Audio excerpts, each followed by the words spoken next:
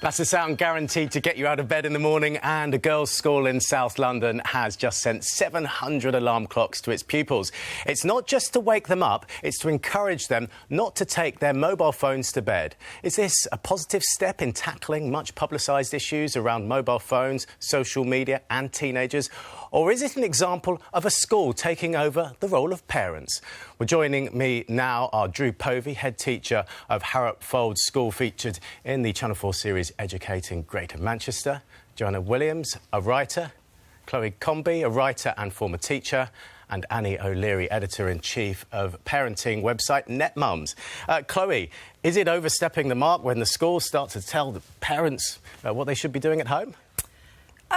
Yeah, I mean, absolutely. I think that obviously there has to be a sort of collaborative thing, and I think that successful schools and sort of successful parenting do collaborate well. But I absolutely do think that there are very clear things that are the jobs of parents, and then there's very clear things that is the job of the school, and there's clear things that they can collaborate. Mobile phones at night, then, is that Yeah, parents? That's got nothing to do with the schools, and it absolutely has to do with the parents, because you know, the school isn't present in the child's bedroom, and, you know, things like kind of sleep habits and diet and cleanliness, I do believe should be the role of the parents. And even a nudge from the teachers if the parents aren't getting it right? Well, I think, you know, in certain cases, when parents aren't getting it right, which does happen from time to time, I think a nudge is fine, and you do sort of see more than a nudge, in fact. But overall, I think, you know, I don't think there should sort of be an excess of this, because I think maybe there'll become an over-reliance on the school taking that role. And parents, you know, are the parents of children, and that's not the teacher's role. Joanna, when a school sends an alarm clock home, it suggests that they don't think the parents are doing their basic job, which is making sure their child gets sleep.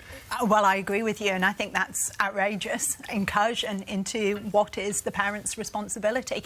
I think worse than that, though, it actually undermines parents, because it sends out the message to all those 700 children: we don't trust your parents, we don't think your parents are up to the job of getting you out of bed in the morning, making sure that you get enough sleep at night, and we feel the need to step into that role for you. I would be outraged. Parents just need to toughen up. I mean, come on, it's just a bit of help, isn't it? Well, I think it's worse. It does actively undermine the role of the parents. And when you see schools going through children's lunch boxes as well, for example, removing things like sausage rolls, the message to the children all the time, and the message to parents is, you're not up to the job, you need us to tell you what to do. But if they're not getting enough sleep, it affects the teacher in the classroom, and that's the basic problem, isn't it? Absolutely. And I think the teacher in the classroom is absolutely the authority, and the teacher should be in charge in the classroom, and the parents are in charge at home, and we need to have very clear distinctions between the two areas. Drew, you're a head teacher.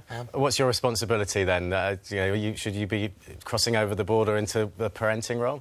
I think we've got to remember, first of all, that we're all on the same side of the table. I think we all want the best for young people, and therefore that's going to be situational. In certain circumstances, it might need the school to do. So if you can see in the Educating series, for the first time, we've filmed what happens at home and our interactions with home, and we'll do whatever it takes to get that young person to where they need to be. And it's a very important set of dynamics and relationships that you've got when you've got a young person. You've got the home, the parent and the guardian, you've also got the school, and we've got to work really hard on each of those dynamics and make sure that the communication channels are as clear as possible. So what happens if a parent's not happy with what a teacher's doing and he sends in a guide, a history guide, say, to the history teacher? I mean, you'd be cheesed off, wouldn't you? Yeah, but I think we'd want to understand why that was happening in the first instance and But it would be it. out of order. It's not their responsibility to be thinking about what's... Yeah, but I think we should have that level of challenge. If the communications are right, and if the relationships are strong enough, we should be able to have that debate to say, are we actually doing the right things for the young person? The young person's the most important thing here, and if the parents and the school pull together and will listen to each other and will focus on the best thing for the young person, then that's what we're all there to do. Annie, how much of an issue is this for parents on your website? It's increasingly becoming an issue. I think a lot of parents can see that there's a lot to be gained from this very collaborative approach to raising children and teenagers, particularly when it comes to this kind of new uncharted waters of social media, mobile phones, technology. As Drew just said, we're all trying to do the same thing. We all just want the best outcomes for those young people. Surely it's OK that we have a to and fro, and it's a two-way conversation, that the child feels supported and gets the same messaging at school. Too many cooks, though, maybe? But I think because it's a spectacular own goal to pit parents against teachers, because you have the same goal, which is the good outcome of the child. And increasingly in the media, you see these ridiculous whipped-up stories of conflict between the schools and parents, and it's incredibly dysfunctional, and it's incredibly irresponsible, and it sort of becomes like the metaphorical divorce that you know, at best sort of, you know, kids might exploit, because you know, good communication between parents and teachers is good for kids, and at worst it's going to sort of damage them, and you want the same thing. OK, let's cross to Emma. Emma, who are you talking to? Well, let's talk to Heather Hanbury, the headmistress of Lady Eleanor Hollis School, who took the decision to send an alarm clock home with each of her pupils. Good morning. Good morning. What prompted you to do that? I really wanted to get the message across very strongly to the girls that a good night's sleep is vital to their learning. And schools are places of education, and I think it's our job as educators to let everyone know when we know that there are issues that need to be addressed to improve education, and sleep is one of those issues. What was the reaction of the girls? Were they pleased with this present? I think they were rather surprised, and it made them sit up and take notice, and that's really what this was about. It was to make them realise that we take this so seriously that we were prepared to do something as dramatic as give every single one of them an alarm clock. But crucially, what were their parents saying to you, and what's the feedback been from them? So far, I have had not very much feedback, but any that I have has been very positive. And I think, to address one of the issues that has been mentioned already, I think that parents appreciate all the help they can get these days. Raising teenagers is not an easy thing to do, and schools have the ability to influence appropriately. I'm not in the bedroom, I'm not the person taking the phone, the iPad, the television out, but I am someone who can give, I suppose, power to the elbow of those parents who are struggling, maybe, with persuading their teenagers to do what they know to be right. So do you suddenly have hundreds of much more awake, beady-eyed pupils in front of you since you gave these alarm clocks? Has it worked?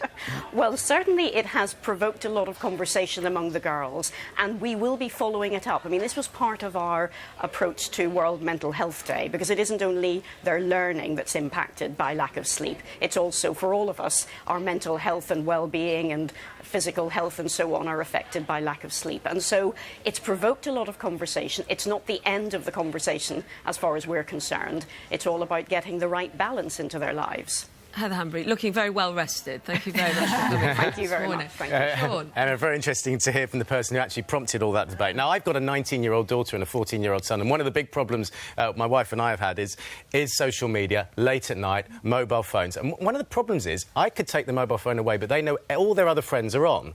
So actually, the blanket approach of sending out 700 alarm clocks, it is a good idea, because it makes sure everybody is buying into it, or could buy into it. Joanne? Well, my children are the same age and I'm confronting the exact same issues, but the assumption that parents themselves are not capable of going out and getting an alarm clock and telling their children... But they don't. That's the problem, isn't it? Well, I think they do. I think parents do, and I think, most importantly, parents know their children far better than any teachers. Parents know what's likely to upset their child, what's likely to help their child go to bed, and no teacher, however good the teacher might be in the classroom, has that same relationship with the child in the home environment. But by the same token, a parent, especially of an eldest child, might not have had any interaction with a 13-year-old, a 14-year-old, a 15-year-old, a 16-year-old since they were that age themselves. I think a teacher is in actually a really unique and privileged position where they are interacting with that age group all the time. They have probably done for many years, and they can actually help parents to see trends, spot ways of managing behaviours that the parent might not necessarily know about teachers, themselves. Parents have managed for decades but without... social media is a new challenge.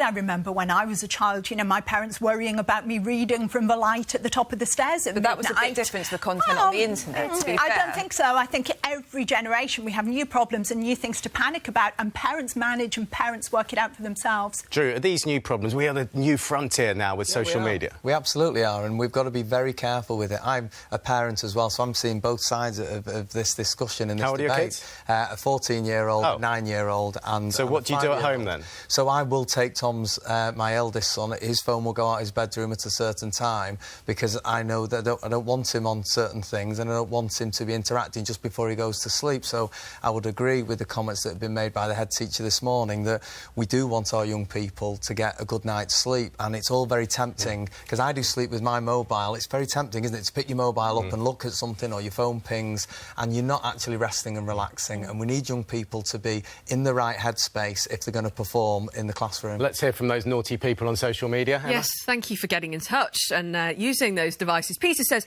the saying is that it takes a village to raise a child, and I think this is an example of that. We have to show our young people that we care and want to help. But Ruth says, teachers are always trying to barge in and tell us how to raise our children. I personally get sick of them sticking their noses into our lives. Our home life is none of their business. Helen says, though, the problem is that parents just don't do enough proper parenting, and that's why kids are up all night on their phones. Teachers get left with the programme all day, and that's where they have to deal with it, that problem, rather. Francis says, discipline just isn't there in our young people. And that's because lots of parents are hugely juvenile themselves. Someone has to be a grown-up in this world, but they are sadly lacking. Well, Frances sounds like she still wants to be at school. Ouch, that hurts as a parent. I mean, Chloe, parents are juvenile themselves. I mean, that's a bit unfair. I mean, you have parents who are doing an astonishing job and parents who are kind of middling and parents who probably shouldn't be parents. But I think, you know, for example, this is quite interesting. My brother-in-law is the head of a primary school. And, you know, obviously he's in contact with lots of people in senior management in lots of different primary schools. And it's some vast numbers, but it's significant enough to be concerned. He's saying that kids are coming into primary school at age 4 or 5, for example, not being potty trained in nappies and not being taught properly how to brush their teeth. And, I mean, I don't know whether that's sort of, you know, the parents kind of not being bothered or it's this thing about being juvenile, but it is a grown-up job.